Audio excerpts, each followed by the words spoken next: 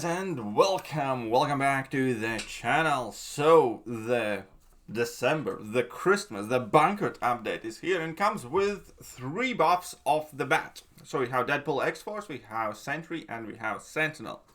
Out of all 3, immediately the first champion that I wanted to take a look at was Deadpool X-Force, because, well, we're gonna see it in this video. First clip is going to be him pre-buff his rotation and his damage effectively.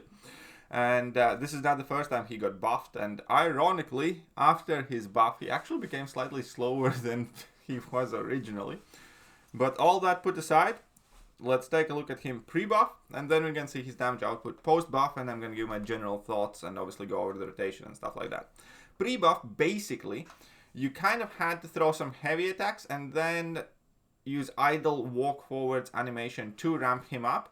And then once you get to the 10 charges, your heavy attacks would apply significant amount of bleeds.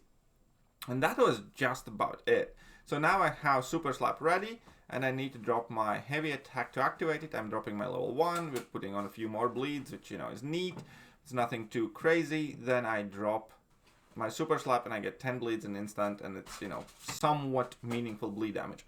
In all of today's videos, I'm going to be using 6-star rank 3 champions, because that is where they currently are. Actually, some of these guys were at 6-star rank 2 level. But still, so it's going to be an objectively, you know, level playing field, except that Deadpool X-Force fighting with a class advantage here, which, to be honest, you know, doesn't really help him too much. Just imagine the same thing, except, you know, another 30 seconds slower.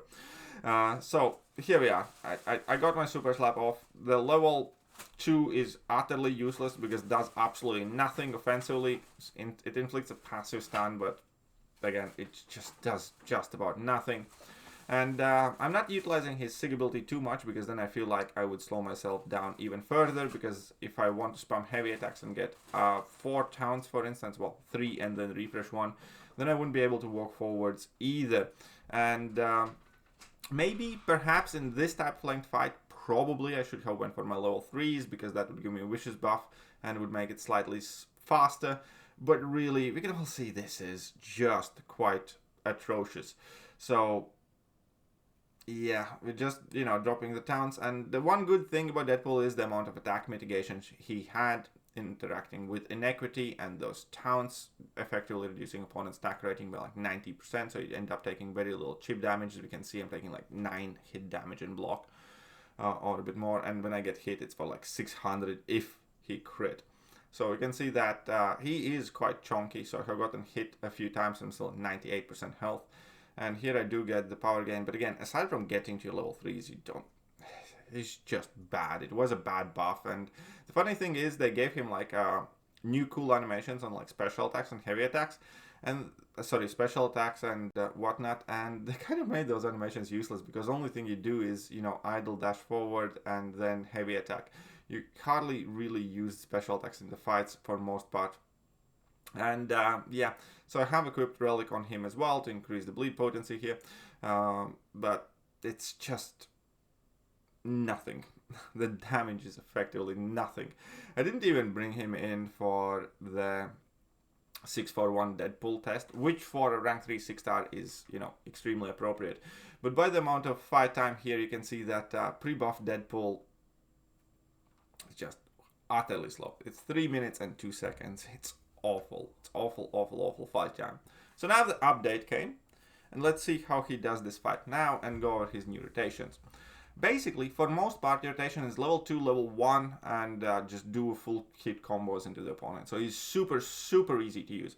And we can see that I am ramping up now without walking forward. Now, I can walk forward as well in order to ramp myself up, but it's not needed at all. And here the plan is to build myself up to about 2.5 bars of power, drop my level 2, inflicting the Daunted debuff, which increases that damage that opponents take, and most importantly, it converts all my bleeds into Splee do buffs, which nobody's immune to, and they do inflict instant damage. And here we could see a significant amount of detonation there. So one level 2, one level 1 rotation effectively took off 60% of Winter Soldier's health, which is 2/3, which would be over 300k. And this is a 6-star rank 3. So if this was a maxed out 6-star, or definitely 6-star ascended, just about everything would be dead in battlegrounds, like with no exception. And here, in order to finish the fight, I go basically for the second time in the rotation, and that's going to be already a significant amount of overkill. And this is also going to be one of the cooler things about Deadpool. Because of your level 2 guaranteed stun and the guaranteed amount of damage that you will do immediately once you launch your level 1, you can go for one very impressive finishing sequence without baiting out the opponent's special attack. And that's going to be kind of visible here, where I'm going to completely ignore the Deadpool's region as well. And the entire idea is just use my Deadpool X-Force rotation, which is going to be incredible overkill. But still, I'm going to drop my level 2 when I am, above 2 bars of power. At this point, it should already be fine. And then I'm just going to go in for a full combo into Striker, and as soon as my level 1's ready, I'm going to launch it, and life's going to be good. And here we can see that I drop my level 1 and just evaporates. So this rotation would do like 300 plus K damage. And I'm going to make one small mistake in the next matchup, but I'm going to show that, in bigger health pool as well, which is 200k, which again for 6-star rank 3 is Battlegrounds appropriate health pool.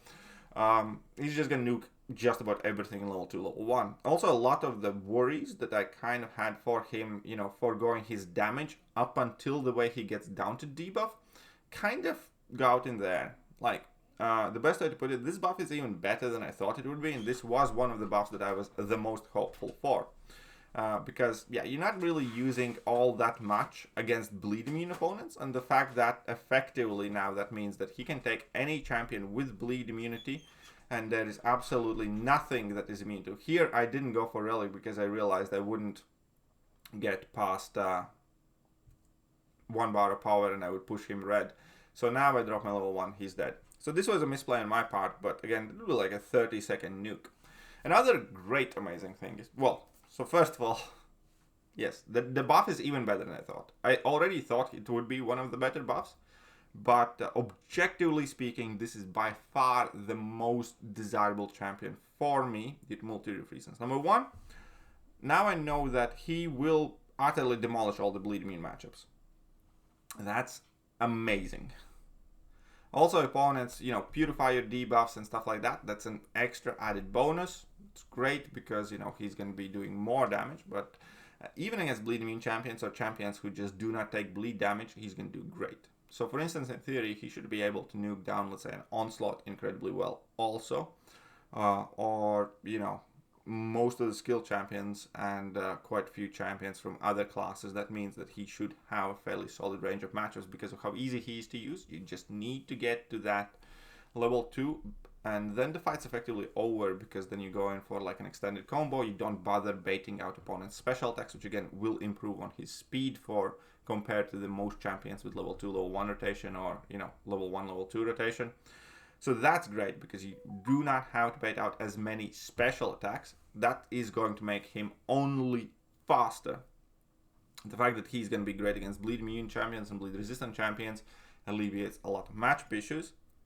The fact that he's super simple, straightforward to play makes him more reliable. You are less AI dependent because again, you don't have any timers really to watch or anything of the sort. Only thing you need to do is get your level 2, let's say 2.5 bars of power, and then you finish up the fight. The amount of overkill that I'm getting from a 6-star rank 3 is also incredibly reassuring. That means that even when he's going to be punching upwards, he will be able to nuke down these matchups and close them out. And the best part, potentially the best part, the cherry on top of it all is that he doesn't really rely on his SIG ability at all. So each time the opponent purifies a town debuff or a town debuff on the opponent is replaced due to hitting max stack limit, that will gain power efficiency buff, reducing the cost of special attacks by 20%. It's not really too relevant because you're still going to get 2 bars of power. This only difference that this makes is whether you're going to have to go to 2.4 or 2.5 bars of power, or let's say you can drop it exactly at 2 bars of power. So that's effectively maybe a combo saved. And again, skill champions, each split do buff passive up to 1 reduce the regeneration rate. Mainly, you're going to be relying on instant split debuffs, and this I think only might make the biggest difference against like Nick Fury, but I think you're gonna be fine overall anyways, just by like going in ham on his bottom. So the awaken ability again, and the only place where it comes into play I think would be in Nick Fury, but I think you should be perfectly fine with that matchup otherwise anyways. And yeah, so I kind of like him. I kind of like him a lot.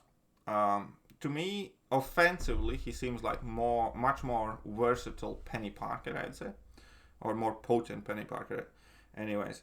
And I definitely look forward to either acquiring this champion as a 7-star or ranking up my 6-star, because I think even a 6-star rank 5 Sanded would nuke just about anything. And one point of comparison of how fast that 1 minute 30 something from a 6-star rank 3 is, I wanted to also mention that like somebody like Iceman, so this is the same exact rank. Iceman also has Relic on, both champions have class advantage. Iceman did this fight in about 2 minutes and 20. And if we go back to the Deadpool post buff, it's quite ridiculous. Deadpool post buff, again, just because he had to do the entire rotation to finish off this fight, but still was 113. That is well fast. So yeah, I really like this buff. This buff is was already like one of the more promising ones, and I think is the one to watch out for. I think for me, the most wanted champion right now is the Deadpool X-Force. Let me know what you guys think, and I'll catch you guys soon. Bye-bye. Hello there guys, and welcome back to the channel. So we have